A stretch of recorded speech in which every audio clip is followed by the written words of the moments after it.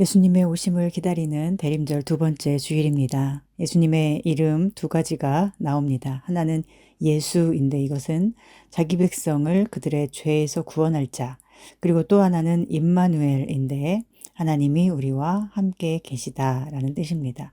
이 두 가지 이름의 의미를 우리가 함께 생각해 보고 예수님을 더 깊이 사랑하는 우리가 될 수 있기를 바랍니다. 내 마음 그리스도의 집이라는 책이 있습니다. 내 마음이 예수님이 머무시고 주인 되시는 집으로 표현되는 책입니다. 나의 마음에는 여러 공간이 있습니다. 현관, 거실, 주방, 서재, 침실 등 그 모든 방을 예수님께 보여드리자 예수님이 머무시는 공간마다 그 생명의 빛이 깃들어서 주인공은 평화를 누리게 됩니다. 무서웠던 밤에도 잠을 잘 자게 되고 이제까지 자기 욕심을 위해서 세상에 속한 돈과 명예 등 이것저것 함부로 먹던 것을 멈추고 이제는 예수님의 말씀을 생명 양식으로 먹게 되니 더 이상 허기지지도 않고 배부르게 됩니다. 그런데 그 집에는 더러운 냄새, 죽음의 냄새 나는 공간이 하나 있습니다. 바로 내 모난 마음과 상처가 숨겨져 있는 비밀스러운 벽장입니다. 예수님은 말씀하십니다. 그 방에서 죽음의 냄새가 나서 함께 할 수가 없구나. 주인공은 꺼내 보이고 싶지 않았던 그 방을 예수님께 맡겨드렸고 예수님은 죽음의 냄새가 나는 더러운 것을 꺼내어 멀리 던져버리십니다. 그리고 나서야 예수님은 그곳에 함께 계실 수 있었습니다. 예수님께서 우리를 죄에서 구원할 자로 오셨다는 것은 이런 의미입니다. 우리 속에는 죄가 있어서 하나님과 함께 할 수가 없습니다. 우리가 하나님과 함께 할 수 있으려면 예수님께서 우리 속에 온갖 더러운 것들을 다 집어 던져 버리셔야 합니다. 예수님께서 십자가에 이루신 일은 우리의 더러운 죄를 던져버리신 것입니다. 그러므로 우리가 자랑할 것은 십자가뿐이고 우리가 자랑할 이름 또한 예수 그리스도 뿐이십니다. 간혹 예수님을 세상 어떤 어려운 문제에서 구원할 자로만 생각하는 경향이 있는데 우리는 분명히 기억해야 할 것입니다. 예수님은 우리를 죄에서 구원하러 오신 분입니다. 우리가 죄인이라서 늘 하나님을 싫어하고 거역하고 그 법에 반역하는 습성이 있고 그 죄가 하나님과 나 사이를 갈라놓고 있고 하나님과 갈라진 나는 이미 죽은 사람이어서 세상의 어떤 것으로도 그 죄의 문제를 해결할 수 없기 때문에 예수님이 우리에게 오신 것입니다. 그러니 돈 많이 못 벌었다고 문제될 것이 있습니까? 예수님을 나의 구주로 영접하기 위해서 내가 돈을 많이 벌어야만 하는 이유가 있습니까? 아니면 병을 고침받아야만 예수님이 우리의 구주가 되실 수 있는 것일까요? 그 모든 것은 예수님을 나의 구주로 모시는데 아무런 상관이 없습니다.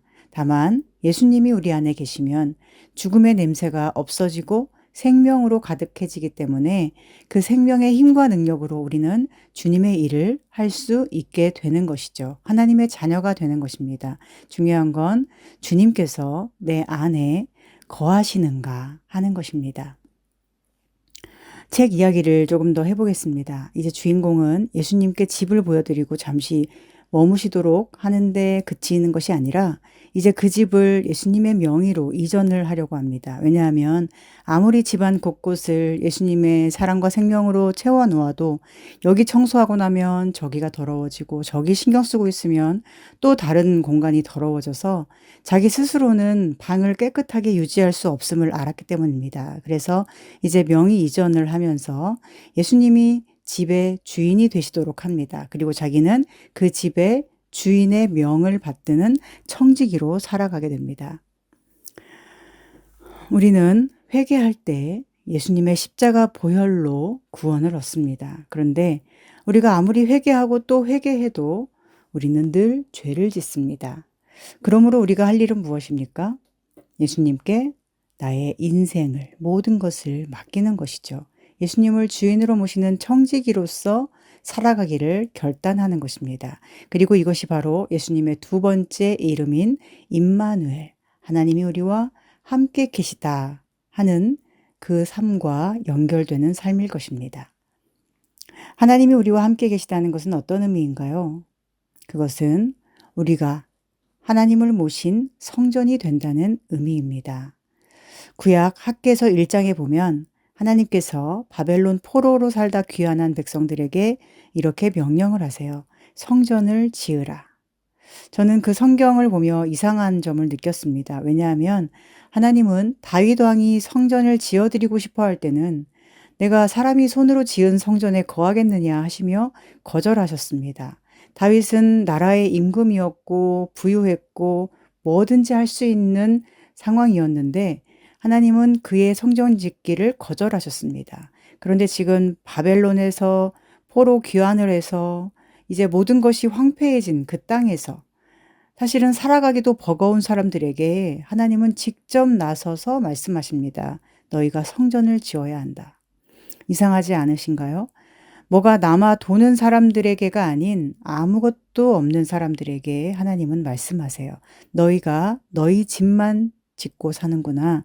너희가 내 백성이라서 예배를 드리기 위해 바벨론에서 여기까지 고생을 무릅쓰고 왔으면서도 지금 너희 살 집만 신경 쓰고 있구나. 너희가 내 집은 신경도 안 쓰는구나. 학개서 1장 4절입니다. 이 성전이 황폐하였거늘 너희가 이때에 판벽한 집에 거주하는 것이 옳으냐? 판벽한 집이라는 것은 당시에 대충 흙으로 집을 짓고 살던 시대에 나무 같은 것으로 벽을 잘 만들어서 지을 만큼 제대로 된 잘 지은 집을 짓고 산다는 뜻입니다. 너희는 잘 먹고 잘 살고 집도 신경 써서 지으면서 하나님의 성전은 내팽개쳐 두고 있다는 것입니다. 왜 하나님은 성전을 다윗에게는 거절하시고 이 사람들에게는 성전 안 짓는다고 꾸중하셨을까요? 다윗은 성전을 지으려고 하는 사람이었던데 반해 이들은 성전을 지을 생각을 안 하고 있었기 때문입니다. 성전을 대하는 것이 그의 신앙 상태를 반영하는 것이죠. 다윗은 하나님 앞에 순종하며 늘 하나님 중심으로 살았기 때문에 하나님께서 성전을 지으라 말씀하실 필요가 없었던 것입니다. 그러나 이 백성들의 현실은 자기 먹고 사는 문제가 하나님보다 우위에 있었기 때문에 하나님께서 책망하시며 바른 길을 가르쳐 주시는 것입니다. 하나님은 오늘 우리에게도 성전을 지으라고 하십니다. 이 말씀의 의미는 지금 사는 집을 다 내놓고 교회 다 헌금해서 교회 확장하라는 뜻은 아닐 것입니다. 성전을 지으라는 것은 성전이 되라는 것이고 성전이 되라는 것은 지금 너의 영혼이 얼마나 황폐한지를 보라는 것입니다. 하나님을 중심에 모셔놓지 않고 사는 너의 영혼의 황폐함을 보라는 것입니다. 너의 먹고 사는 문제만 해결되면 다 되는 줄 알고 사는 너의 가짜 배부름에 대하여 명백히 보라는 것입니다. 즉 오늘 성전을 지으라는 말씀이 우리에게 들려오는 것은 하나님이 내 중심에 계시지 않으면 어쩌나 하는 두려움을 가지라는 것입니다. 여러분에게 이러한 두려움이 있습니까? 배우 류승룡 씨가 세상에서 가장 무서운 게 뭐냐고 하니까 아내가 제일 무섭다고 했습니다. 왜냐하면 아내가 없다는 것을 상상하면 너무 무서워서 상상할 수가 없기 때문이라는 거예요. 우리가 하나님을 두려워하는 것도 이런 차원이 아닐까요? 평생 신앙생활을 했는데 내 안에 하나님이 없다면 얼마나 두려운 일입니까? 그리고 하나님이 나를 떠나가신다면 얼마나 무서운 일입니까? 이러한 두려움이 없이는 우리는 마지막 날에 하나님 앞에서 벌거벗은 채로 드러나는 부끄러움을 받게 될 것입니다. 요한복음 3장에 보면 7 교회에 보내는 예수님의 편지가 있는데 그중에 맨 마지막 교회가 라오디게아 교회입니다. 그 교회의 모습은 어땠을까요? 그들은 잘 먹고 잘 살고 부자였고 소득이 풍부했고 별로 아쉬운 것이 세상에서 없었고 또 똑똑했고 나름대로 최선을 다해서 살고 있었습니다. 사람의 눈으로 보기에 완벽한 교회 공동체, 세상적으로 성공한 성도들로 보였을 것입니다. 그러나 예수님 보시기에 그들은 어땠을까요? 그들은 헐벗었고 곤고했고 눈이 멀었고 가련했고 가난했습니다. 옷이 없어서 헐벗은 게 아닙니다. 시력을 정말로 잃은 게 아닙니다. 가난하지 않고 그들은 부자였습니다. 그러나 그들이 헐벗고 눈멀고 가련한 이유는 그들 중심에 하나님이 계시지 않아서입니다. 하나님의 이름은 옆에 밀어두고 문의는 그리스도인으로 살고 있지만 중심의 주인은 자기 자신이고 가장 중요하게 생각하는 것도 세상의 성공이고 세상에서 수치를 당하지 않는 것이 예수님과 함께 하는 것보다 더 중요하게 여겨지고 자기의 중심에 하나님이 없음을 보는 그 눈이 무겁게 감겨져 있습니다. 그러니 눈이 멀었고 세상에서는 수치를 안 당하고 있을지 모르나 하나님 보시기에는 수치로 가득한 영혼의 가난뱅이, 영혼이 헐벗은 가련한 처지였던 것입니다. 예수님께서는 그들을 책망하십니다. 회개하라고 하십니다. 무엇을 회개해야 합니까? 너의 중심에 내가 있지 않음을 회개하라 하시는 것입니다. 그리고 예수님은 문을 두드리십니다.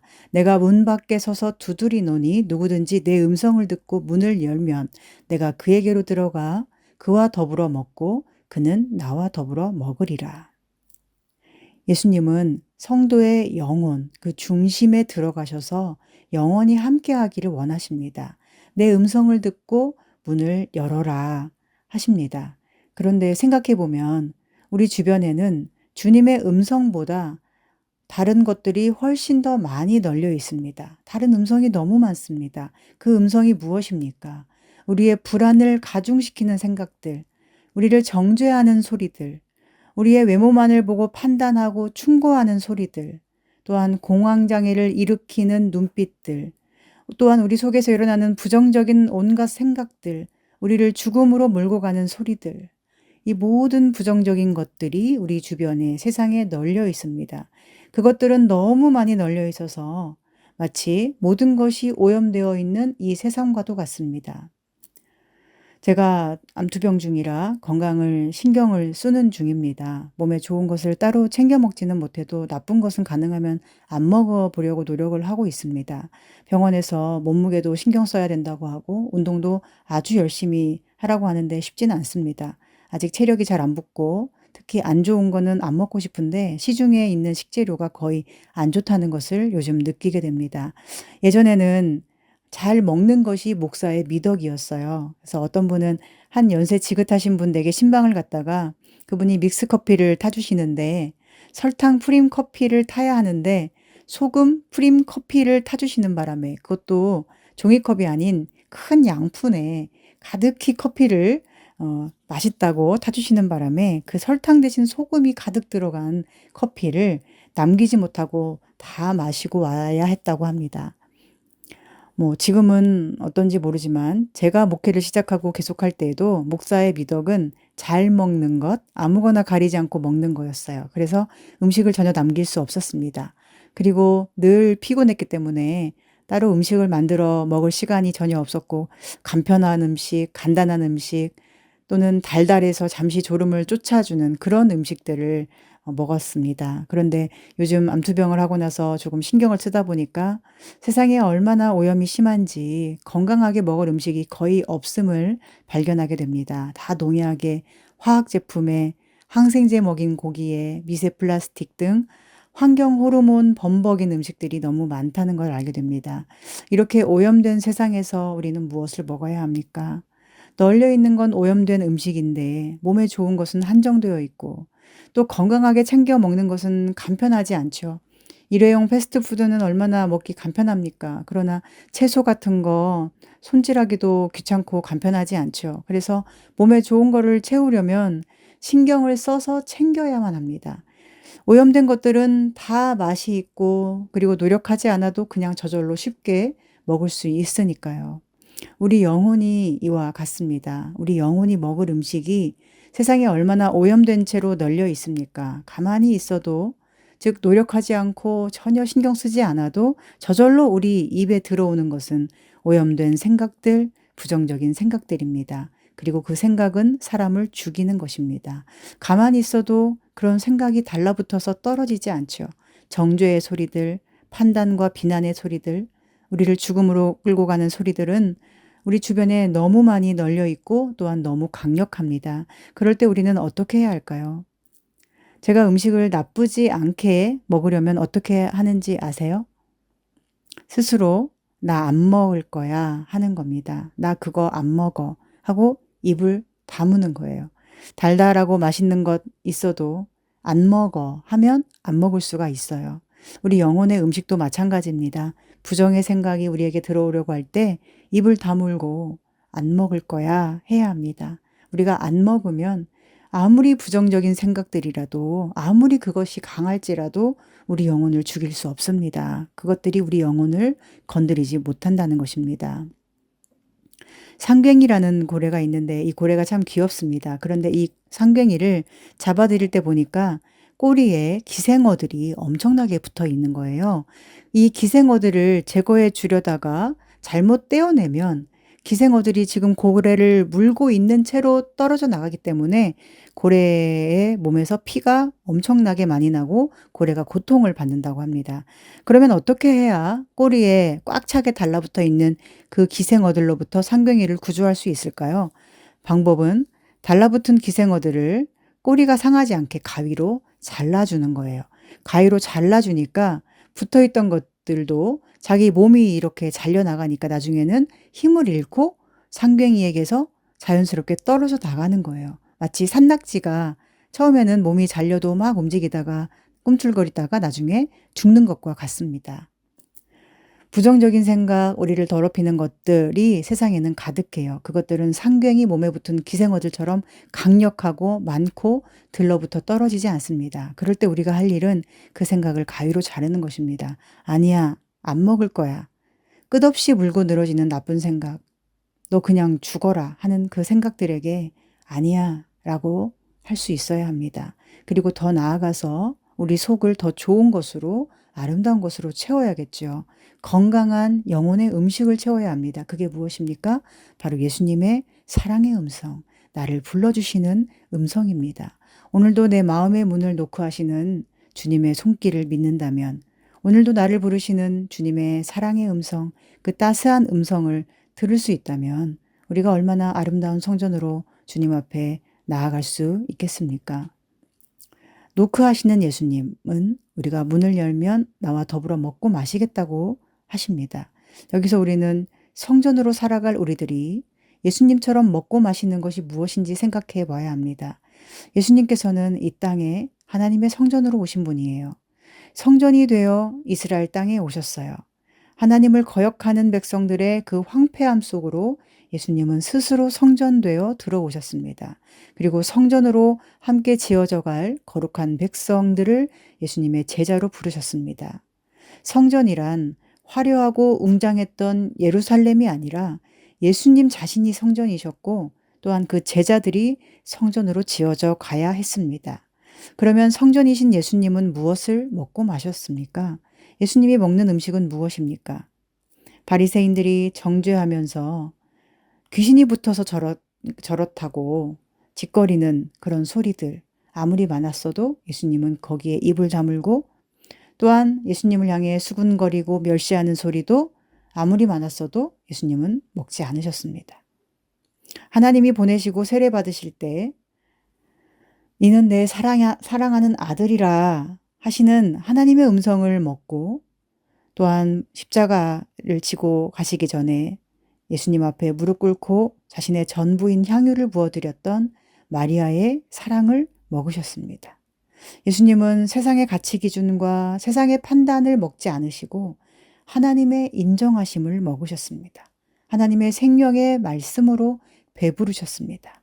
복음을 전하는 것이 예수님께는 생명의 양식이 되었고 기도하심으로 하나님의 사랑과 생명을 먹으며 성전으로 오신 자신을 깨끗하고 건강하게 지켜내신 것입니다. 오늘 주님을 모신 성전으로 살기 위하여 우리가 할 일은 예수님과 함께 먹고 마시는 것입니다. 그분이 먹고 마시는 것을 나도 함께 먹고 마셔야 합니다. 그런데 그분이 먹고 마시는 것을 우리가 함께 하려면 무엇이 필요할까요? 우리에게는 예수님의 크심을 아는 지식이 필요합니다. 예수님의 크심을 알아야 예수님이 주시는 것을 함께 먹고 마시며 즐거워하며 그것으로 힘을 내어 살 수 있기 때문입니다. 많은 그리스도인들이 무기력증에 빠져 있고 우울감에 시달리고 세상 속에서 작아져서 스스로 초라하게 느끼는 이유가 무엇일까요? 바로 예수님의 크심을 모르기 때문입니다. 예수님의 크심을 믿지 않기 때문입니다. 세상에서 우리는 하나님이 나와 함께 하신다는 것의 의미를 대충 생각하는 경향이 있습니다. 내가 세상 끝날까지 너희와 항상 함께 있으리라 약속을 하셨어도 그 함께 있으리라의 의미를 크게 여기지 못하는 것입니다. 남들도 다 함께 해주시는 거 그게 무슨 의미야? 이렇게 생각을 하는 거예요. 예수님이 함께 하신다는 말씀 때문에 힘이 나질 않는 거예요. 왜냐하면 예수님을 크게 여기지 못하기 때문이에요. 우리가 하나님의 크심을 모른다는 증거가 뭔지 아세요? 우리가 어떤 결혼식이나 이런 곳에 가면 예식의 자리에 가면 조심하게 되고 거기서 예의를 지킵니다. 하다못해 어떤 카페에 가더라도 사람들이 조용히 있는 곳에서는 조심합니다. 언젠가 한 카페에 갔는데 어떤 가족들이 들어오면서 아이들이 소리를 갑자기 크게 지르니까 쉿, 조용히 해 하고 조용하게 시키더라고요. 그런데 예배 때는 어떻게 합니까? 여러분은 우리의 이 예배를 하나님이 임재하시는 예배로 두려움 가운데 드리고 있습니까? 벌벌 떠는 두려움 말고 아까 말한 것처럼 하나님이 나를 받아주시지 않으면 어쩌나 하는 그런 두려움 말입니다. 하나님이 나의 예배를 기뻐하지 않으시면 어쩌나, 나를 기뻐하지 않으시면 어쩌나 하는 두려움이 우리에게 정말로 있는지, 그 두려움으로 하나님께 드려야 할 사랑의 예배를 온전히 드리고 있는지 스스로를 돌아볼 수 있기를 바랍니다. 왜 우리는 예수님을 크게 여기지 못할까요? 왜냐하면 세상이 우리를 크게 바라보지 않기 때문이죠. 세상은 항상 우리의 중심이 아닌 외모만을 봅니다. 그런 세상에서 우리는 늘 판단과 평가를 받게 되고 곱지 않은 시선에 지쳐갑니다. 하나님께 따져 묻고 싶으시죠? 하나님, 사람들은 외모만 보잖아요. 하나님으로 내 중심을 채워 놓아도 외모만 보면서 늘 비웃고 손가락질 하는 걸요. 그런데 하나님은 우리에게 가르쳐 주십니다. 너 남들이 보는 그 외모 때문에 너의 인생 허비한 시간들을 생각해 보아라. 너에게 남는 것이 있더냐? 불과 몇십 년밖에 안 되는 인생, 평생을 달리고 달려서 쉬지 않고 살았어도 그렇게 남들 보기에 뭔가 갖춘 사람처럼 보이려고 애를 써왔어도 우리에게 남는 것은 결국 무엇입니까? 결국은 아무것도 없습니다. 건강도 사라지고요. 관계도 희미해지고 심지어 생명도 없어질 것입니다. 우리 모두가 다 죽을 것입니다. 확실한 결론입니다. 남는 게 있더냐? 하나님은 질문하십니다. 마치 라오디게아 교회 같습니다. 배부르고 화려하고 잘 먹고 잘 살지만 실상은 헐벗고 굶주린 모습을 사람들은 모르지만 하나님은 알고 계십니다. 그 쓸데없는 것들을 위해서 인생을 허비한 사람들의 가난한 영혼과 보잘것없는 실상을 주님이 아십니다. 인생의 마지막에 혹은 은퇴를 해야 할 때 혹은 병들어 몸을 못 움직일 때 모두가 깨닫게 되는 것이 이것입니다. 나는 빈 껍데기였구나. 타이틀이 나인 줄 알았는데, 이 회사가 나인 줄 알았는데 아니구나. 나 아무것도 아니구나. 자식도 배우자도 가족도 건강도 다 빼고 나면 나는 도대체 누구인가? 그때 나는 누구인가? 나는 정말 아무것도 아니구나. 제가 개척을 했는데 정말 생각지도 못했던 일이고 전혀 할 수 없는 일이기도 합니다. 저의 성격이나 체질상 전혀 맞지 않는 것이라고 생각했었습니다. 그런데 개척을 정말 하나님의 은혜로 기적적으로 한 후에 깨닫게 되는 것은 나의 연약함과 부족함, 그리고 내가 얼마나 하찮은 존재인가 하는 거예요. 나 같은 하찮고 죄 많은 인생을 향한 하나님의 놀라우신 사랑을 깨닫게 되는 것이 개척의 가장 큰 은혜인 것 같습니다. 부목사 시절에는 제가 뭐라도 된 줄 알았던 것 같아요. 여성에게는 굳게 닫혀 있었던 그 교회라는 현실에서 전임 사역자가 된다는 것이 정말로 어렵게 한 자리를 은혜로 얻었다는 자부심이 대단했던 것 같습니다. 그리고 그 큰 교회가 저인 줄 알았어요. 큰 교회 등에 업었으니 성도들에게 이래야 합니다. 저렇게 해야 합니다. 바른 소리 많이 했습니다. 내가 뭐라고 해도 절대로 나가지 않을 성도들에게, 그리고 내 성도가 아닌 분들인데도 그때는 설교를 준비하는 순간이 가장 어려우면서도 가장 행복했습니다. 가장 힘들었지만 가장 우선순위로 두었고 가장 행복했었던 것 같습니다. 그런데 개척을 하고 나니 모든 설교할 때나 어떤 말을 할 때마다 혹시 우리 성도들이 시험에 들거나 나의 어떤 것 때문에 떠나게 되면 어쩌나 하는 생각이 앞서고, 그럼에도 불구하고 이것을 감수해야 할 말인지, 정말로 이것이 하나님의 뜻 가운데 있는 진리인지를 엄청나게 고민하면서 말하게 됩니다. 저 스스로는 나름대로 설교를 잘한다고 생각했고, 그렇게 생각할 수 있잖아요. 그리고 어른들뿐 아니라 초등학생, 고등학생, 중학생까지도 집중한다고, 그렇게 진리를 전한다는 자부심을 가졌었는데, 개척교회에서 설교를 하면서 알게 되는 것은, 아, 설교하는 게 정말 너무 힘들구나 하는 것입니다. 스스로가 아무것도 아님을 깨닫게 되는 개척교회의 현실이에요. 또한 암투병을 하면서도 언제든 하나님의 심판대 앞에 서야 할 것을 생각하며 살아가게 되었습니다. 아무것도 아니구나를 처절하게 생각하는 요즘입니다. 특히 중심은 전혀 상관없이 외모만을 집중적으로 보는 세상 속에서 우리는 그 세상의 크기에 압도되고 짓눌리기 쉬울 것입니다. 하나님이 함께 하신다는 것의 의미가 그리 대단하게 느껴지지 않을 수도 있습니다. 그러나 성전을 지으라 하신 하나님께서는 솔로몬이 지은 성전만이 아니라 학개와 그 백성들이 지은 작고 왜소한 성전 또한 아름답다 여기시며 기뻐하셨습니다. 성전이 크고 위대한 이유는 그 건물의 크기 때문이 아니라 그곳에 거하시는 하나님의 임재 때문입니다. 하나님이 크시기 때문입니다. 오늘 우리가 작은 사람이 아니라 큰 사람인 이유가 바로 이것입니다. 우리 안에 크신 하나님이 거하시기 때문에, 내가 성전으로 살고 있기 때문에, 하나님의 크심을 내가 알고 있기 때문에 우리는 외모로 손가락질하는 세상 앞에서도 여전히 당당하게 나아갈 수 있는 것이죠. 그러니 스스로를 작게 여기지 마시기 바랍니다. 다윗이 골리앗과 싸울 때 골리앗은 창과 칼과 단창의 크기였지만 다윗은 손에 있는 그 돌멩이 5개의 크기가 아니었고 그의 뒤에 계시는 하나님의 크기였습니다. 우리는 예수님이 크시다는 것, 예수님은 우리를 삼키려고 하는 모든 부정적인 상황보다 크시다는 것을 늘 기억해야 합니다. 귀신 들린 아이를 제자들이 붙들고 너 나가라, 귀신아 나가라 소리쳤지만 귀신이 나가질 않았어요. 귀신이 다 알아보는 거예요. 그런데 예수님이 그들에게 오셨을 때 예수님은 귀신을 쫓아내셨습니다. 그때 하신 말씀이 뭐예요? 기도 외에는 이런 유가 나갈 수 없다는 것이었습니다. 예수님만이 그 모든 것을 쫓아내실 수 있습니다. 예수님은 모든 부정적인 권세보다 훨씬 크고 강하신 분입니다.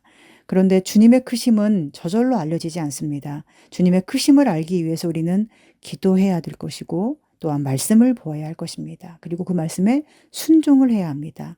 기도하는 만큼 말씀을 알고 순종하는 만큼 우리는 하나님의 크심을 더 알게 될 것입니다. 왜냐하면 우리는 무서운 사람 말을 들으니까요. 큰 사람 말을 들으니까요. 여러분의 순종이 하나님의 크심을 드러낼 수 있기를 바랍니다. 자녀들에게도 여러분의 순종이 하나님의 크심을 드러내고 또한 세상에도 하나님의 크심을 여러분의 순종을 통해 드러낼 수 있게 되기를 바랍니다. 순교자들은 하나님의 크심을 바라보며 그 길을 걸어간 사람들입니다. 왜냐하면 하나님은 죽음보다 크신 분이니까요. 예수님은 생명으로 부활하신 분이니까요. 세상 모든 것보다 크고 값진 예수님을 그들은 믿음으로 본 것입니다. 그런데 오늘 우리 현실은 거꾸로 가고 있습니다. 예배들이 콘서트처럼 변질돼 가고 있고 성도들은 예배를 드리는 예배자가 아니라 관람자가 되어 예배에 대해서 좋다 나쁘다 평가합니다. 한쪽에선 말씀이 사라지고 문 닫는 교회가 수도 없이 많은데 한쪽에서는 배불러 피둥피둥 살찐 교회들에 열광한 성도들이 많습니다. 주님은 눈에 보이는 예루살렘 성전의 화려함이 무너질 거라 하시는데 네가 성전 되어라 하시는데 오늘 너무 많은 성도들이 혼자서는 있지 못하고 혼자서 예배하지도 못하고 콘서트처럼 잘 갖추어진 곳에 가서야 찬양할 수 있고 기도할 수 있으니 세상에서 혼자 견뎌야 하는 삶의 자리, 그 버겁고 숨막히는 전쟁터에서 어떻게 주님을 높이고 찬양할 수 있겠습니까? 십자가의 귀중함은 외면하고 화려하고 웅장한 것에만 마음이 동한다면 어떻게 그게 하나님의 자녀의 마음이라고 할 수 있겠습니까? 외모만 보는 세상 속에서 하나님을 모시고 사는 우리가 때로 벌레처럼 느껴지고 먼지처럼 작게 느껴지고 때로는 버려진 쓰레기처럼 느껴지고 정말로 아무것도 아닌 것처럼 느껴질 때 그때 우리는 기억해야 합니다. 예수님은 바로 그 자리에서 우리와 함께 계시고 우리가 느끼는 아픔과 절망을 함께 느끼십니다. 그리고 그분은 말씀하십니다. 야곱아 너를 창조하신 여호와께서 지금 말씀하시느니라. 이스라엘아 너를 지으신 이가 말씀하시느니라. 너는 두려워하지 말라. 내가 너를 구속하였고 내가 너를 지명하여 불렀나니 너는 내 것이라. 절망의 깊은 어둠 속에서 예수님은 스스로 벌레와 같은 자의 삶에 찾아오셨고 또한 벌레와 같은 자에게 말씀하십니다. 야곱아 너를 창조하신 여호와께서 말씀하신다. 너는 두려워하지 말라. 너는 내 것이라. 그분의 크심을 알면 이 말씀이 힘이 되고 능력이 됩니다. 우리가 성전된다는 것은 이런 것입니다. 내가 거절당할 때는 내 안에 그분께서도 함께 거절당하시고 내가 사랑받을 때는 내 안에 그분께서도 함께 환영받으신다는 것입니다. 우리는 돈 몇 푼에 무너질 사람이 아닙니다. 우리는 죽음의 권세에 지는 사람이 아닙니다. 우리는 세상 권세에 압도당하는 사람이 아닙니다. 우리는 하나님이 계시는 성전이고 하나님은 세상보다 우주보다 죽음보다 크신 분이기 때문입니다. 주님 보시기에 헐벗고 굶주린 성전이 아닌 배부르고 밝히 보고 아름다운 교회 되기를 바랍니다. 인생의 마지막 순간이 왔을 때 끝이구나 싶은 순간에 절망적인 순간에 우리는 내가 아무것도 아니구나가 아니라 주님을 모신 성전으로 살아올 수 있어서 참 감사했습니다. 고백할 수 있기를 소망합니다. 이 질문으로 마무리하겠습니다. 여러분은 우리 안에 수치와 거짓과 더러움과 죽음의 냄새를 던져버리신 구원자 예수 그리스도를 정말로 영접하셨습니까? 여러분은 외모만을 보는 세상 속에서 벌레와 먼지와 쓰레기 같은 기분을 느낄지라도 하나님께서 거하실 만한 아름다운 성전으로 지금도 지어져 가기를 기뻐하고 계십니까? 우리 안에 머물기를 기뻐하시는 하나님의 크고 위대하심을 기억하고 하나님께서 어여쁘게 바라보심을 가장 큰 위안으로 삼을 수 있기를 소망합니다. 이 대림절에 중심을 보시는 예수님 품에 거하고 그분이 주인 되시니 아무런 두려움 없이 살아가는 임마누엘의 축복을 누리시기를 간절히 소망하고 축복합니다. 기도하겠습니다. 하나님, 오늘 이곳에 계신 예수 그리스도의 임재 앞에 저희가 잠잠히 주님을 바라봅니다. 우리의 죄를 저 멀리 던져버리시고 우리 안에 거하기를 기뻐하시며 사랑한다, 사랑한다 말씀하시는 하나님의 그 뜨거운 사랑 앞에 우리 마음을 온전히 내어드립니다. 임마누엘의 예수님이 우리와 함께 하시니 크신 하나님을 모신 거룩한 성전으로 아름답게 지어져가는 은혜를 누리게 하여 주옵소서. 이 세상의 권세 앞에서 지지 않게 하시고 죽음을 능히 이기는 하나님의 큰 사람으로 살게 하여 주옵소서. 예수님의 이름으로 기도합니다. 아멘. 계시고 우리 안에 거하기를 기뻐하시며 사랑한다, 사랑한다 말씀하시는 하나님의 그 뜨거운 사랑 앞에 우리의 마음을 온전히 내어드립니다. 임마누엘 예수님이 우리와 함께 하시니 크신 하나님을 모신 거룩한 성전으로 아름답게 지어져 가는 은혜를 누리게 하여 주옵소서. 세상 권세 앞에 지지 않게 하시고 죽음을 능히 이기시는 하나님의 큰 사람으로 살게 하여 주옵소서. 예수님의 이름으로 기도합니다. 아멘.